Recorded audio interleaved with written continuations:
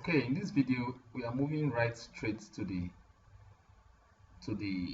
next tool on the solid editing tab.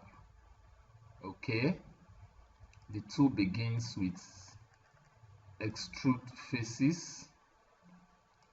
To extrude means to add height. So let's try and extrude this face. So we'll click on the face and then tap enter, and the software is asking us to enter height of extrusion.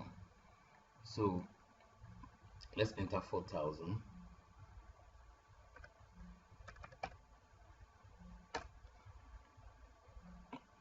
Specify angle of taper. Okay, we don't want to taper it, so we accept the default 0, and that is it. So the face got extended by 5000. You can see how high it is now. So that is how extrude faces work.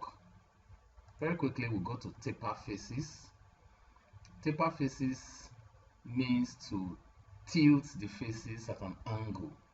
So I click on taper face, and then let's assume I want to taper this face. I click on the face, I tap enter. It's now asking me to select the base point. This is first base point, asking me to specify another point, specify here as my second point. Then it's asking me to enter taper angle. So let's taper by 15 degrees, enter 15, and then I tap enter, and so that is it. So the surface got tapered by 15 degrees. If you put a horizontal here, now a line here, and measure this angle is 15 degrees. So it got tapered by 15 degrees to give us this wedge. Now very quickly, the next tool is move faces. Okay, move faces. So I tap on it. It's almost similar to extrude faces because it's going to move the face by a distance. So I click on this face, I tap enter, and it's asking me to specify a base point. I specify here as my base point, and then I move by 4000, and that is it. So it's very much similar to extrude faces because it's going to move the face upwards. Then very quickly, the next tool is copy faces. What copy faces does is that it will copy off that face. So let's see how it works. Copy. I click on copy faces. I select this face. That's the face I want to copy. I enter. It now asks me to specify a base point. I specify here as my base point, and let me copy it by 2000. And that is it. And that is it. This is the face that has been copied. This face has been copied out. So that is how copy faces work. To copy that face to the distance you specified. Then of course we have offset faces. Now what does offset faces do? Offset face will offset the face at a particular distance.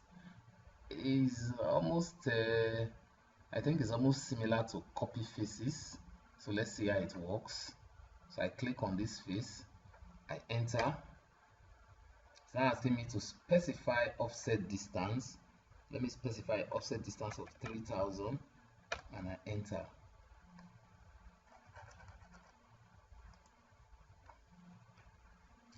Okay, let's try and offset this face this way. Let's see how it goes. Offset face. Let me select on this face. I enter. Specify offset distance. Let me specify 3000.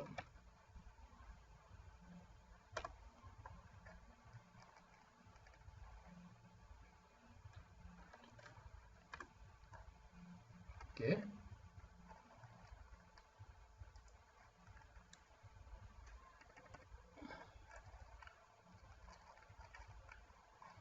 Okay, the next tool is delete faces.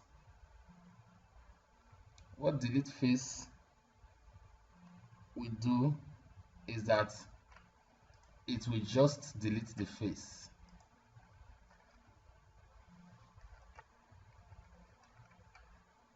It will just delete off that face. So click on delete face, asking us to select the face to delete. Select that face and I tap enter, and that is it. So that face has been deleted.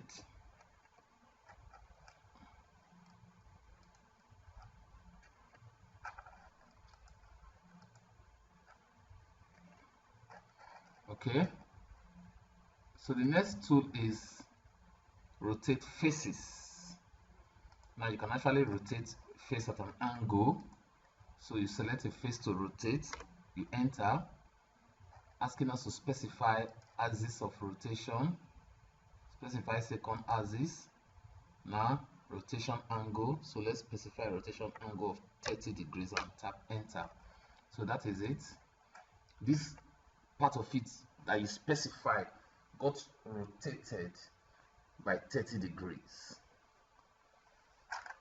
Then of course the final tool there is color faces.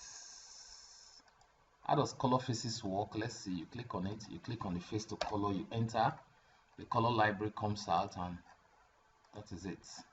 That face has been colored. If you bring it to conceptual, you will see that the face has been colored.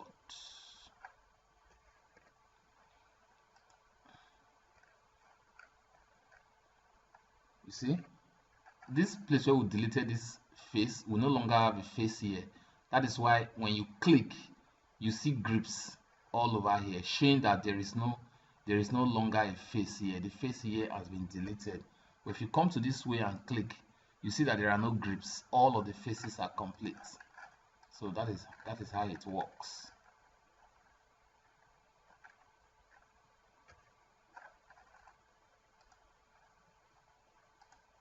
Let's color another face over here.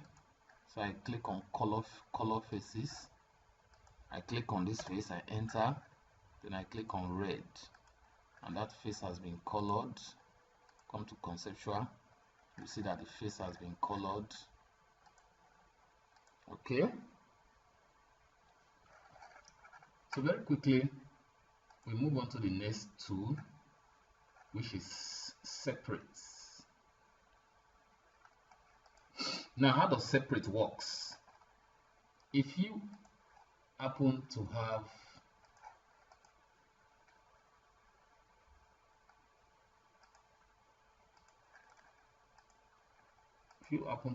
two objects like this,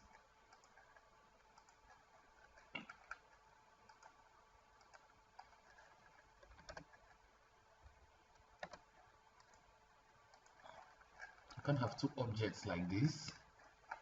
Let me copy this aside.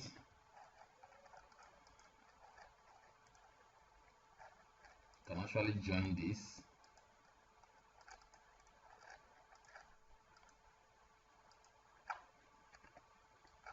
If you have two objects like this,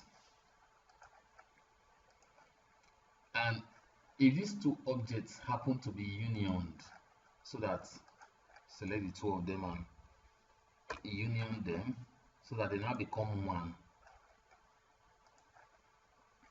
you can see that these two objects have been unioned so that they now become one.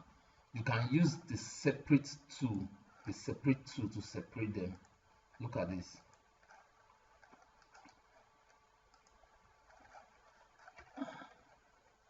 Good. So can you see that the objects, let me now they are separate because I've used the separate tool to work on them. Now let me union them again so that you see this clearly. Now I've unioned them. I select. Now they are now one. I can then now use the separate tool to work on them.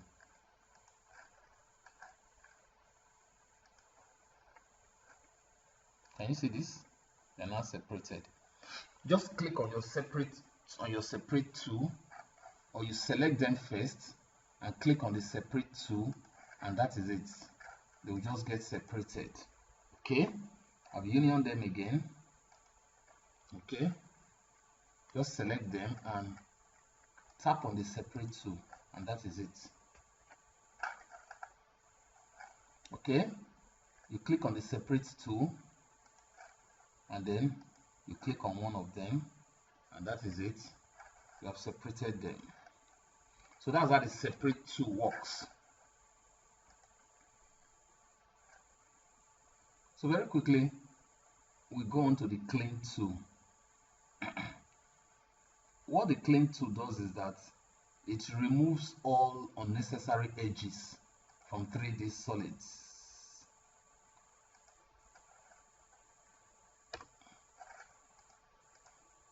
So you tap on escape to that. So you can see it has removed, it has cleaned this 3D solid up, removing all the unnecessary edges, removing all the unnecessary grips from it. Let me do this so that you can see it. I pick on the clean tool and I pick on this, and by the time you come back and select it, you see that it has removed all the unnecessary grips away from it. Initially, there are so many unnecessary grips in that. This one too also has so many unnecessary grips. So what we do is to pick on this clean tool and hit it, and that's it. When you select, okay,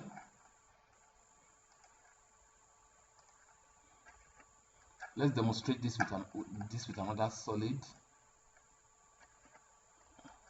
We need a solid that we have not used.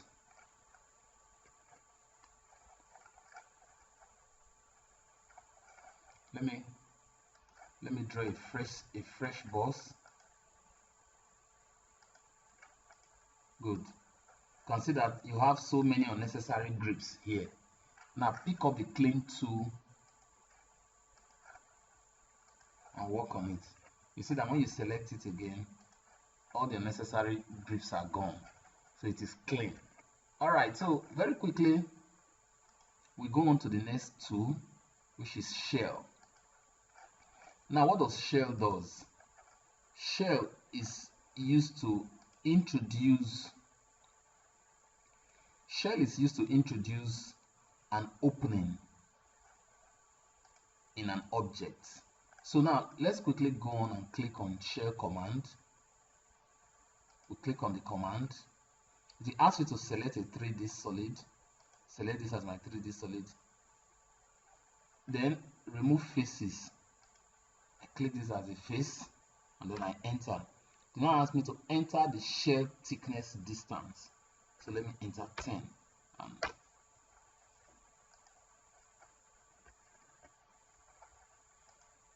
Okay, so let me check on conceptual. This did not work. The reason why it did not work is that I have used the clean command to act on this before. So let me draw another fresh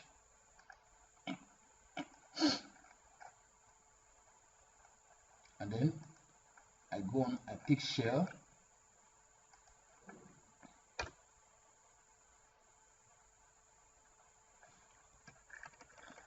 Sorry, Ctrl Z. Okay, I pick the shell command, select this as my 3D solid, and I enter the shell offset distance. I enter 10.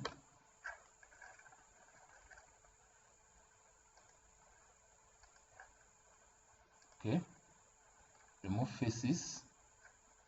This is the face I want to remove. I enter, so 10.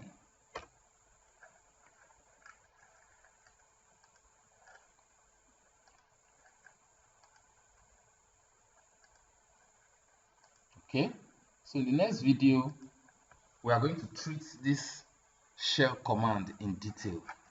Thank you for watching, and see you in the next video.